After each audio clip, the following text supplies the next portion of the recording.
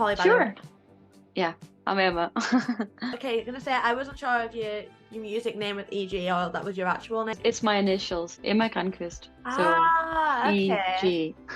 For the Sherlock ones, they might have figured it out. A lot of journalists haven't figured it out. They were like, "Did you steal your name from Bee Gees?" And I was like, "No." Oh But it is kind of yeah. a fun, What? like, Bee Gees pun. It rolls off the tongue very nicely though, EG. And it's forcing everyone to say it the same way. It's kind of hard to Exactly. get around like how else you could pronounce it. I look very loungy here with this hotel couch. Oh, you might as well, chill back, relax. How are you? How's your day been? I'm good. I'm a little tired. I don't think I've had a day off for like 2 weeks. Oh, I And we think you went need to have a straight. nap on that sofa then. I'm definitely down for a nap. Well, it's 3 o'clock and 3 to 4 o'clock is nap period for everyone. Like I can definitely like pretend like I have a baby and nap together with my fake baby. We should normalize naps in like weekdays without having children or babies. I mean, isn't it normalized? In my head, it is. If I can nap, I will nap. Might be. How did you start playing music? Like, what was your journey into the music industry? I started playing guitar and saxophone before singing. I definitely always wanted to sing, and I feel like I stumbled backwards into like the music industry. I was almost kind of out of energy wanting to pursue music. So ironically, that's where it happens.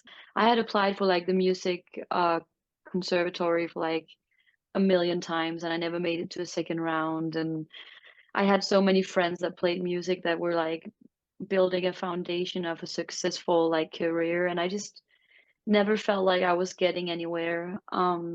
Until I met the producer I work with, Rasmus, and we made the first song, Favorite Lover, and we decided to put it out. We contacted this mixer, Eric Dubowski, who's connected to Future Classic, and he's mixed like Kimbra and St. Vincent. And then, weirdly enough, he asked what our setup was and if we had more songs. And we thought that was really weird because he was just the mixer. And then all of a sudden, yeah, he sent it to his boss that sent it to her boss. And I got signed to Future Classic, an Oh, Australian indie label. how did you keep pushing to do it? Obviously, you said that you got not made it past the thing, you felt like you were being pushed back. How did you keep that resilience to keep pushing on? I think I just had like a thirst that I couldn't put out for music, no matter how many like rejections I got. But I do feel like there was a point where I didn't really feel like pursuing music anymore, and that's where it started to happen. And like, I'm glad you kept going because now you've got so many amazing songs that are out. You've actually Thank released a you. new album this year. How did you come about the name for that album? Because it's She-Rex, which is so fun and like quirky, and I want to know how you came about it. It's actually my friend that came up with it, like I think like 5 years ago or something. And it just back then when he came up with it, we didn't even consider it being anything like an album title or anything like that.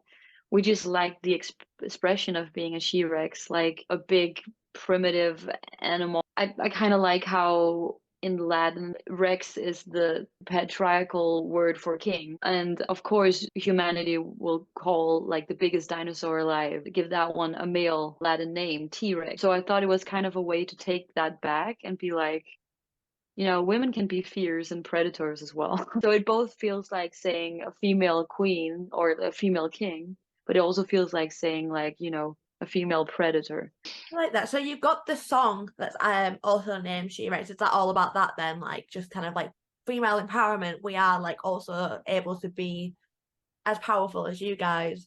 The song is definitely more from the perspective of feeling like a dinosaur in this world sometimes because everything is moving so fast. And I definitely feel like I'm a very old school romantic. So the whole imagery with like, I feel like a She-Rex in love, watch the comet come, is basically just me being frustrated on dating apps and the never-ending misery of dating in modern dating and seeing all these new expressions like ethical and non-monogamous and like, damn, I just can't keep up. No, I get it 100%. I actually watched the music video for one of the songs, and it was Carrie inspired. Hmm. Loved it. School reunion. Do you want to talk a bit more on how you came about on that idea for the music video? Because as soon as I pressed to watch it, I was like, this is amazing. Well, I collaborated with a really cool and fun director, Emma Rosenzweig. We know each other from back in the days. We went to school together, and we just talked about like how can we portray a woman for this song that is kind of like, misplaced, kind of like in a wrong place. In the lyrics where I'm saying, um, telling me why do I feel like a Pokemon that never leveled up in a crowd full of people I don't know anymore. So like being in a space where you don't really feel comfortable or you feel like you're kind of out of context or like you're not matching your environment. And she came up with the carry idea and I just immediately loved it. And we shot the whole thing on like in like a very old amusement park in Denmark. And we actually weren't allowed to be there. We just went there and started filming. I really like the weird aesthetic of it and like the intensity of like all the movement and like it was really fun to make it. Yeah, and obviously the whole album's about you kind of being in a weird place and stuff like that and like not really fitting in and then everyone's looking at you. I honestly thought you'd hired like actors for it, but then it is just people looking and being like, what is she doing? Like on Yeah, the floor in a dress covered yeah. in red, like what's supposed to be blood. That's so like it actually adds to the atmosphere the fact that you was like not planned that to happen. Hmm. That's so good. I feel like that's how it always happens with me and the songs and all the content and everything. So I was definitely challenged that day with my boundaries and yeah, putting yourself out there in a big dress with blood all over it, you're definitely gonna get some attention. So I watched Promise to Pick Up the Phone. Um, that one seemed to be kind of like a something to your life, like a kind of biography, like looking to your life, like the behind the scenes. Obviously, there's the VHS and the phone videos. How did you plan that one? So I wrote this song last year during our first summer festival, and I was kind of almost manifesting that I just knew that my boyfriend and I was gonna break up. That I could just feel like with the long distance and touring and everything that it was falling apart. So I think when we finished this song and it was coming out and it was the last single for the album, the entire album has just been about like the journey from starting this project to where I am now. And it just felt like a very therapeutic and like important experience to like try to put all these pieces together from what has actually happened the past 2 years.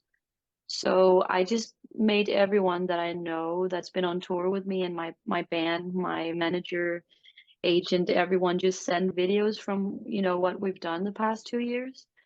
And and I edited the whole thing myself and it was just like a really beautiful and therapeutic experience seeing basically the entire timeline from when me and my boyfriend were together and all these songs started writing themselves for this album and we broke up and new songs came and finishing the album.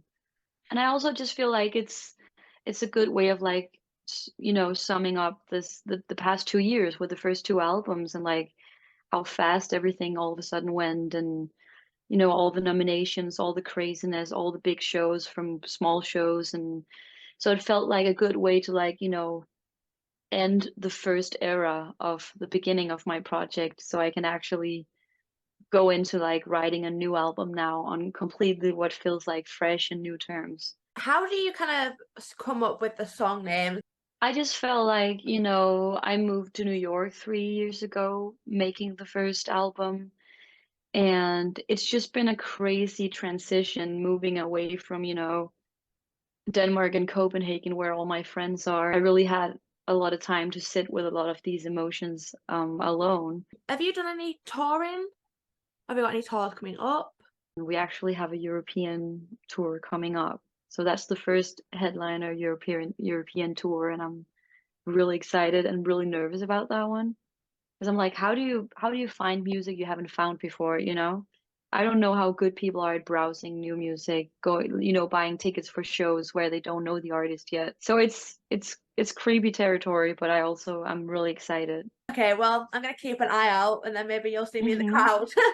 I want to ask if there's any advice you could give to new up and coming artists that are kind of been in the same position as you. What advice would you give them? Just make an effort and follow your guts and don't feel rushed because everything is moving so fast and everyone can upload something daily, hourly on TikTok or Spotify or YouTube or wherever. So just please make sure that you're really making an effort, and when you put something out, it's good and it's genuine. Because we have a lot of things out there already. We only want to see good things, hear and see good things, right? Do you know what is a good thing? The photo of you holding what, 7 dobbies on your Instagram.